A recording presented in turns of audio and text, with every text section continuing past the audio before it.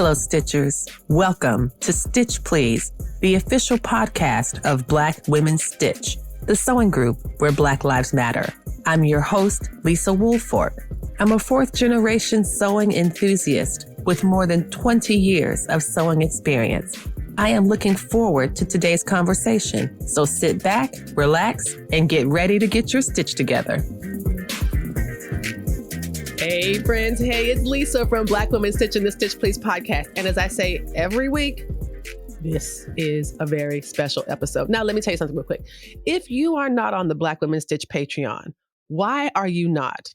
You should totally join, because if you were on the Patreon, you would be looking at what I'm looking at, which is, of course, my beautiful self. But more importantly, for the purposes of today's amazing cosplay episode, you get to see SheShe from CDC Cosplays. She is looking fantastic. Now, SheShe is a sewist. She is an artist. She is a cosplayer. She is a teacher. And I say this as somebody who is also a teacher. SheShe is a very good teacher. She taught a corset making class that I had the privilege of taking. And as you might expect, I was a star student. Everybody said so. Mostly me said it. And SheShe will, I'm going to try to extort her into saying it on camera / so that I get it recorded so I can play it over again and again. But yeah, I was a star student. I did spectacularly well. I was the best listener, and I did not put the wrong boning on my corset at all. So no mistakes were made. I was absolutely perfect. And that was because I had a great teacher. So welcome, SheShe. Thank you so much for being here today with us. Welcome to the Stitch Please podcast. Hi guys. Oh my gosh, y'all! If you don't have a picture, she is wearing this amazing costume in the style of what's called a Lolita. It is a very frilly neck. Well, you described this look. She's got this gorgeous bunny. That's the thing that I see the most. And rosy, gorgeous cheeks, bright eyes with contact lenses, beautiful face, cheeks, brows.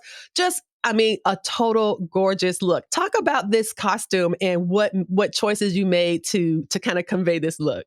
So first of all, this costume started off as a dream, only because I love Lolita fashion. And the only way that I personally could wear it, because I don't really go outside, so I don't have a reason to wear it outside. And this, for some people, this is normal dress for them. Okay.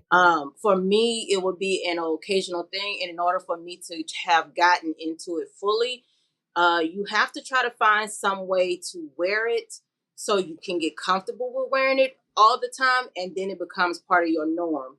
But for me, it started off in cosplay. So I decided to make it to wear for a con. And it was around Halloween because it was for one of the cons that we have down here locally. And it was a spooky doll. A spooky doll. From spooky doll to Lolita. Both scary if you think about them deeply. They're both scary. But yeah, but it looks so great. It's giving me a little bit of like frilly Wednesday Addams. Yes. But it didn't start off as that, but it does feel like that because this is a whole pinstripe fabric. Okay. And it's black. Then you got the black hair on top of that.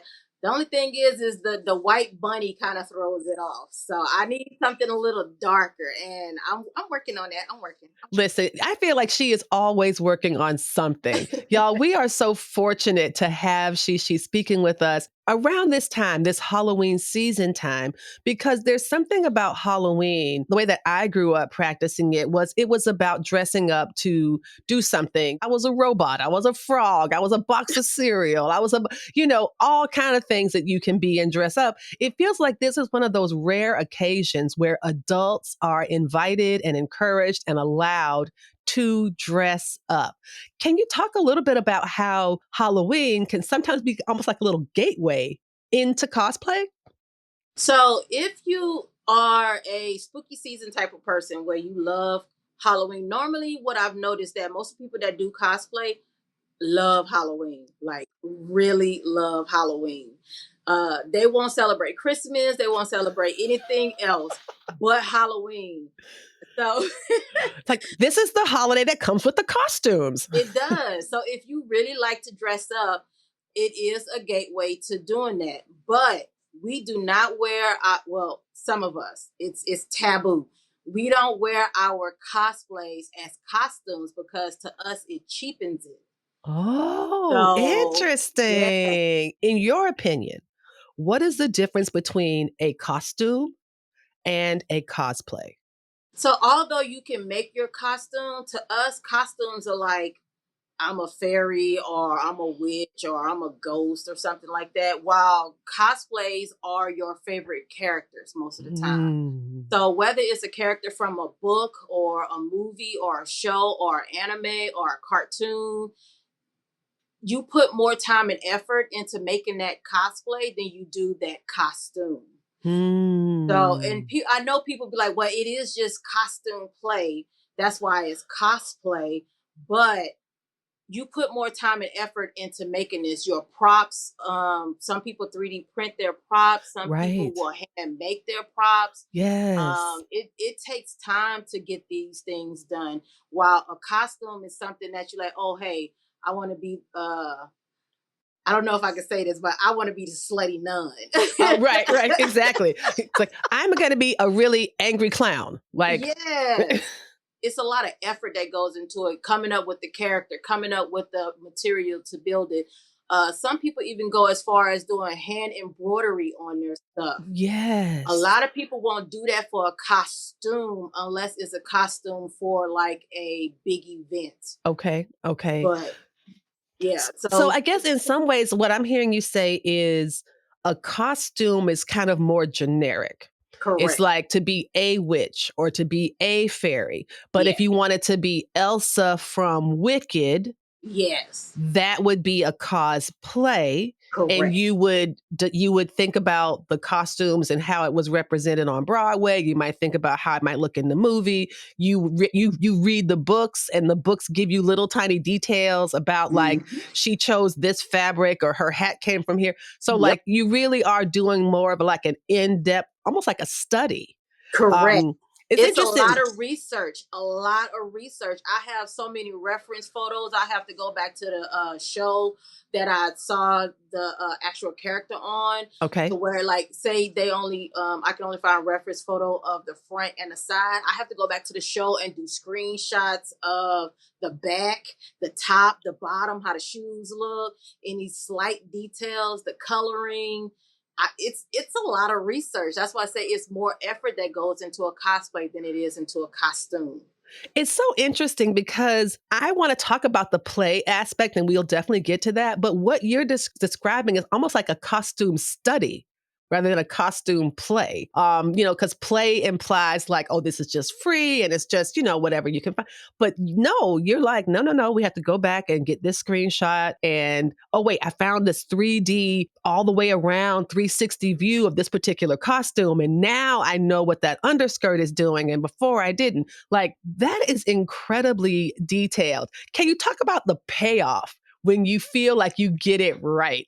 What is that like? And do you have a good example of you feeling like, okay, I really, really got it right? I feel like that with all of my costumes. I Good. like all of my cosplays. I feel like that all the time when it's finished because of how it flowed. I feel like I got the fabric right, the coloring correct. It fits me.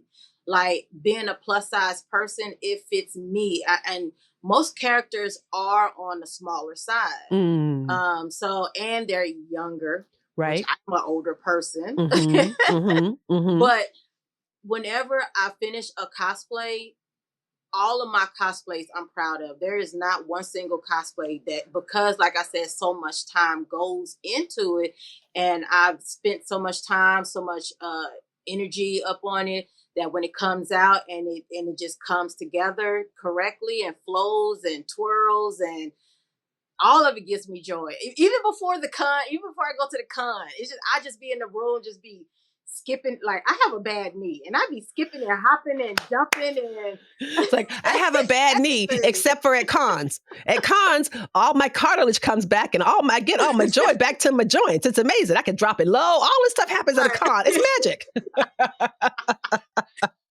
I guess it's a high. It's a high for us. It's a natural high for us. I really do love that. Now, do you remember what one of your first cons was? What was one of your first cons where you felt like, okay, how do you decide which ones you want to go to? What was your very first one? And how did that set the tone for future ones for you?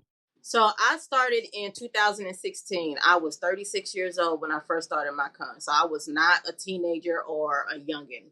I Okay. was older, and at that time I had already had 6 kids. You had 6 kids. You had a job. You had like a mortgage. You had like you had responsibilities. All of it. I was a whole adult. But I started in 2016. And the thought, like, I had never heard of cosplay. I have never heard. I was an avid anime watcher. I did all kinds of like anime watching, sci-fi movies, stuff like that. So that was already ingrained in me. But the cosplay and cons, I didn't know anything about until a friend at my workplace told me about it, and because she wanted me to go with her and her group of friends. So she was inviting me to go, and I was like, I think about it, but in my head, I was like, you're young, I'm old. I don't think so, because I'm gonna stand out and look ridiculous around these people. She's like, nah, there's so many older people, and then I like started researching it. And by the time I decided to go, she had already moved away. So I started doing everything on my own. But once I started researching it and just looking up pictures of people in cosplays, I was seeing like, when I say old people, I'm talking about like, they're so old, they're in their little riding chairs. Oh, wow. Folks who are like in their 70s and 80s. Yes. And they're like, you know what? My knee cartilage is not going to come back because all that, that's not going to come back for this event. But guess what? I got a scooter. Yes. I got a walker. Actual grandmas and grandpas were up there. Like the first older person that I saw, she cosplayed as the granny from Tweety Bird. Oh my gosh. Oh, that's so good. Oh my gosh. I was like, wait a minute. I can do this. With the little wire rim glasses, with the wire rim glasses. She had the cage with a Tweety Bird in it and everything. She looked so good. It was so good. And then I think I seen an older couple. The wife was in a wheelchair. The husband was pushing her, like standing next to her. But they was dressed as some like Star Wars characters. I forgot. They were like older characters from the movie. Oh my gosh. I was like, okay, all right. I'm being stupid now. This is something that I like to do. And costuming is something that I love to do. Actually, no, let me take that back. I hadn't even gotten into costuming. And then once I started with the first con, I knew that AWA was coming up, which is Anime Week in Atlanta, here in Georgia. I decided like, okay, so I'm going to go to this one and see how it is. And I started making characters from my favorite anime. And the first couple ones that I made were Blade. I didn't get to wear him because I had so many that I had made. I was going overboard with it. I made Blade. I made this one character called Tatsuya Shiba. Wow. I made my Alter Saber. She had an armor. She had a sword. Wow. Tatsuya Shiba had a gun that I made. He had 2 guns that I made with the holster. I had to paint boots. Blade, I had to make a full-on trench coat, a corset, the pants. Wow. And you didn't even get to wear it? Wait a minute. So for Blade, and Blade, I know Blade is he's a vampire killer. He's a vampire slayer, right? And you mean to tell me you made a corset and a trench coat and these different weapons and you didn't wear it? Because I had so many, and AWA is a 3-day, it's either a 3 or 4 day con. Okay. And the first and the last day, nothing really goes on those days. So technically it's like a 2-day con. Okay. So it's like you go in there, you stand in this very, very long line to pick up your badge, and then you kind of walk around and mingle. People are just flying in, and settling in the hotel because they are held at hotels. Yes. And, it's not, and some people are still at work at the time. Right. So there's not a lot going on the first day, which normally starts around a Thursday or a Friday. Okay. So there wasn't a lot going on that day. And then on the last day, they're basically packing up and doing the closing ceremonies or whatever, and packing up. The main focus is to go into the dealer's room and try to buy up as much of the merchandise that you can get while it's on sale. So tell me about this. So like, can you walk us through what a con experience is like? You read that Dragon Con was a recent thing that happened in Atlanta. It's one of there's a Blurred Con. There's there's Comic Cons. There's all sort of ones. Walk us through a little bit of, you talked about standing in a long line, waiting to get your badge, but is there programming throughout the day? Do you sign up for sessions in advance? Do you have to prepay for certain things or pre-register? How do you spend your days? Do you decide to go to all 4 days of the con? Like how do you make that decision, and how would you help advise somebody to, like, if I wanted to go for the first time, what kind of things should I look out for? Hey friends, hey, I know you're enjoying the audio version of Stitch Please, and thanks so much for listening. But you're missing out on all the great stuff going on behind the scenes. That's why I'm inviting you to join our Black Women Stitch Patreon. For as little as $5 a month, you can see all the video versions of the podcast. Plus, you get some amazing swatch cards. You know how much I love these swatch cards. Look, see how cool these are? Oh wait, you can't see them because you are not yet on the Patreon. So when you join the Patreon, you'll be able to see this, me showing you these amazing cards. We also have some great perks at the other tiers, like discounts, swag, office hours, and more. Don't be the last sewist in the group now. Head over to patreon.com/blackwomenstitch or click the link in the show notes and become a Patreon supporter today. We truly cannot do this without you. So thank you so much. So if you hadn't started with a con, your first bet is to go and research to see what cons are local to you. Start out local.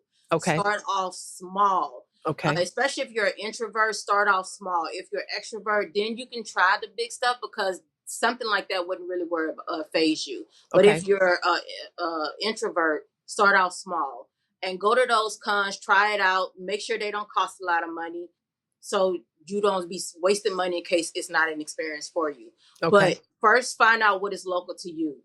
And then you have to buy your badge online. They will give you options whether to mail it to you, or not all of them will be like this though, but you either get them mailed to you, or you will go and pick up on the first day of the con. If you get it mailed to you and there is a transferable ticket, which there are some cons where you can transfer to next year if you don't go this year. Oh, wow. AWA is one of those. That's nice. Or if you don't want to, like, if I have plans not to go this year, I can move on and move it to the next year. Wow. And go next year, and without having to repay again. Nice. But you find out if it's transferable. If it's transferred, go pick it up. If it's not transferred, then they give you the option to mail it to your house. Mail it to the house. So you don't have to stand in a long line, right? Correct. You get dressed and you go and just handle your, have fun, because the lines are typically long around the time that they do open and people are standing in the lines. The lines are long. If you decide to go like the next day, they're a little bit shorter and faster. Okay. But the first day is usually chaotic. It's hectic, especially if you're flying over or traveling a lot. You got to worry about the traffic that's down by that hotel. Right. It's a lot to process, but it's not as bad. Once you get that ticket and you get to walk around and just see how everything is set up, you're okay after that. It's that initial getting your badge, because it is a badge and not a ticket. It's a badge. So you wear it around your neck, and then you have to keep it around there to where they can see it. Right. Because you can only get into certain things with that. You can get into everything with that badge. There are certain things that you do have to prepay for. Like AWA has a maid cafe. It's for, I think, an hour. You sit at a table with other cosplayers. You don't sit at a table by yourself if you sign up by yourself, but you do have to prepay for that. So there are prepaid stuff, and it will be in with the ticket pricing with the ticket listing. Okay. So you can add that on to your ticket also. And what does that event entail? Is it like a lunch or like a meet and greet, or they put you together and you all just talk? How does that work? It's a little bit of everything. So it is like a meet and greet because you are sitting at the table with strangers, with other cosplayers that you don't know. Wow. So if I went in there by myself and there's a group of cosplayers and the table seats 5 and there's 4 and I'm the 5th one, I will be sitting at the table with them most of the time.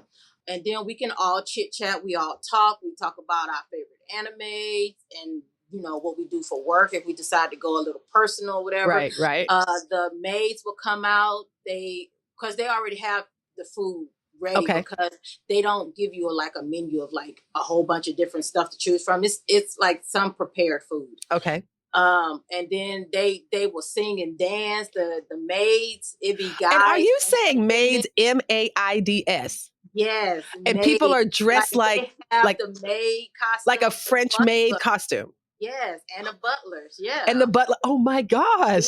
Yeah. It's like, you want to eat? We got maids and butlers. You want to eat? Come eat. They put on a little show for you. I think it is, I want to say it's 30 minutes or an hour. I could be wrong. The time frame I'm not too good at with right now, but it is a time frame. So that way they can get as many people in and as many people out, but they do know how many people is coming because you have to pre-sign. Oh, that's right. That's right. So they'll make sure they have enough for everyone. Are there people there like signing things? Like, are they celebrities from movies? Are there people from like comic book writers? Are they like, who are the people that are like set up at booth? Who are you excited to see when you go to a con? So they do have programs, and in the program, so you can sign up for the app, or they do have booklets, like a magazine that you can pick up that do tell you what's going on in each block. Each hour in this hotel room. I mean, in this ballroom, this little ballroom or whatever. I see. Yes. So they have it set up so you can look at the schedule and find out what's going on, and you can go to those. So they will have panels, and panels are just like say you wanted to set up at Dragon Con. So there'll be a Black Woman Stitch panel. I see. And that's going on Saturday at 2:30. So you go in, you just walk in, people just walk in and they just listen to you talk about Woman Stitch. Yes, I what see. you do or whatever. So yeah, so you can walk in, that's why you need to have a schedule. So you can pre-look at this program first to see what's going on and try to set your schedule to those programs that's going on. So you can at least have something to do all day. They do have celebrities. They do have a lot of voice actors for the animes that we do watch. Nice. They have the actors from like popular shows. I think like at Comic-Con, they had one where it was like Doctor Who.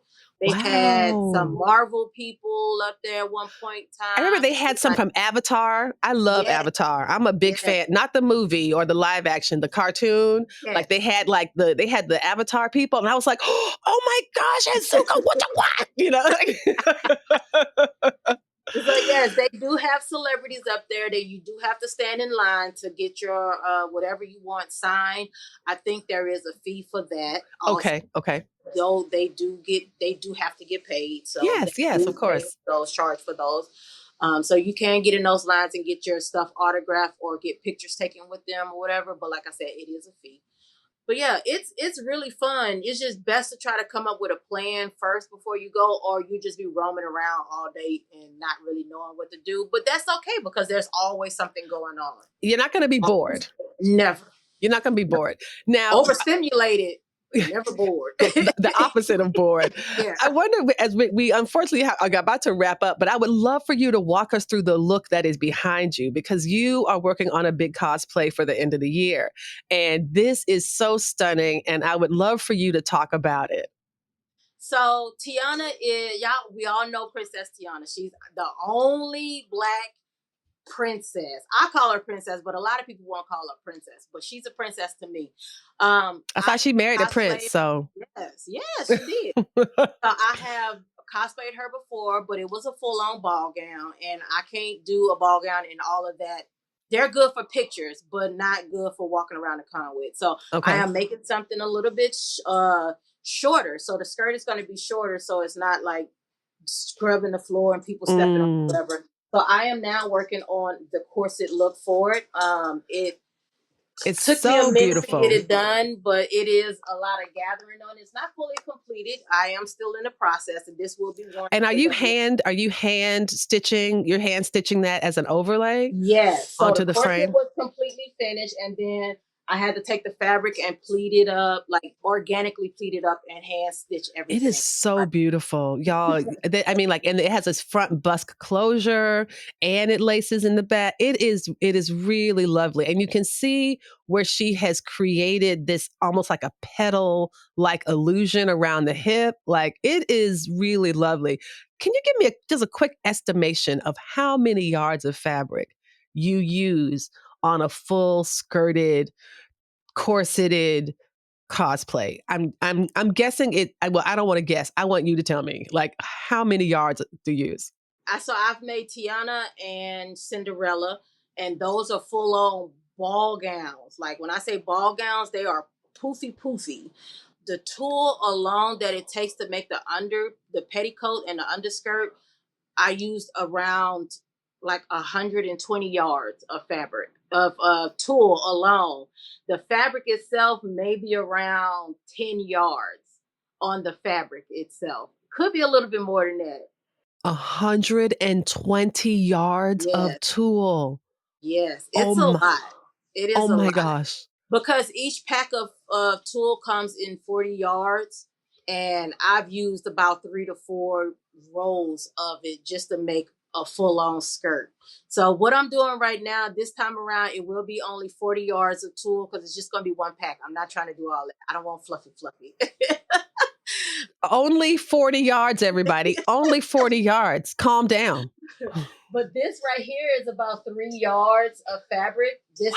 This here is 3 yards of fabric. The skirt is going to be another 4 yards of fabric. Wow. Yeah.